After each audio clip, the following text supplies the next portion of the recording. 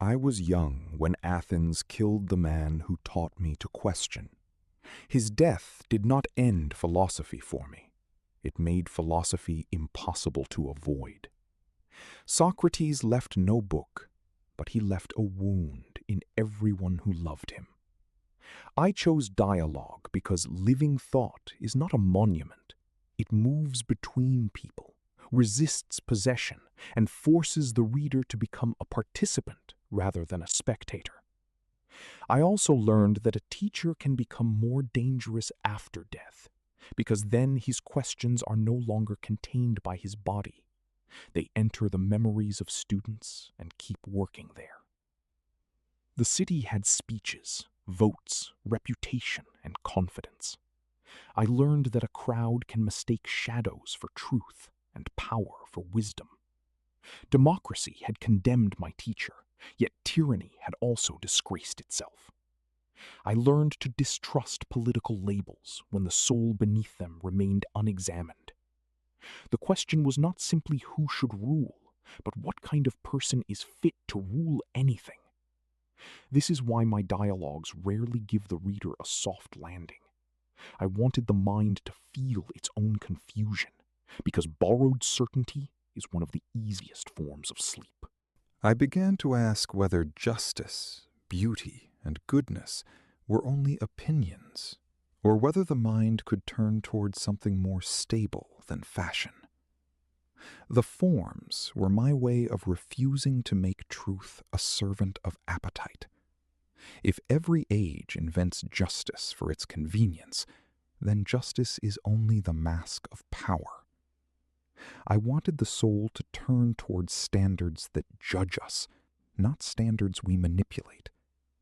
A society that cannot imagine truth beyond preference becomes easy to manage. Give people flattering shadows, and many will defend the cave because it is familiar. Imagine prisoners watching shadows and calling them reality. That was not a puzzle for children. It was a diagnosis of political and personal life. The cave describes education as pain. The prisoner dragged toward light does not first feel grateful. He feels blinded, insulted, displaced. Philosophy begins when the familiar darkness stops feeling like home, even before the light becomes comfortable. The freed prisoner must return, not because the cave is pleasant, but because education creates obligation. To see more clearly is to become responsible for those still chained to appearances. I founded a school because philosophy needed a place to continue after the marketplace became dangerous. Inquiry had to become an institution. In the academy, mathematics, dialectic, politics, and metaphysics belonged together because each trained the mind away from laziness. Education was not information collection, it was conversion. The whole soul learning to face what is more real. I wanted students who could endure long training before touching power.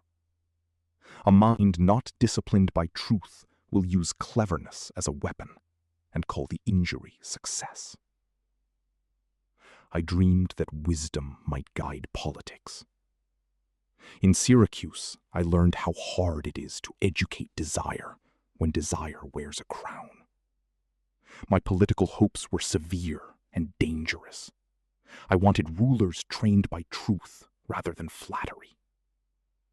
Yet philosophy near power risks being used by power.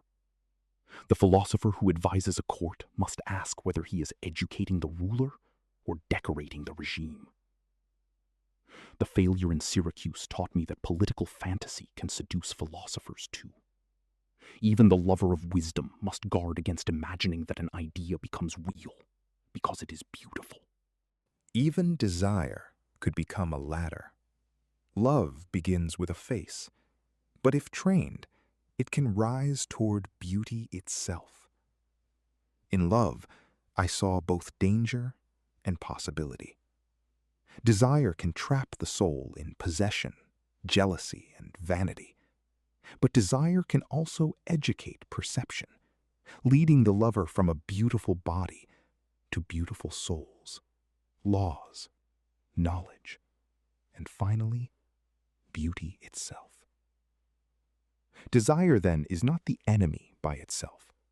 The danger is stopping too low, mistaking possession for understanding, and appetite for ascent.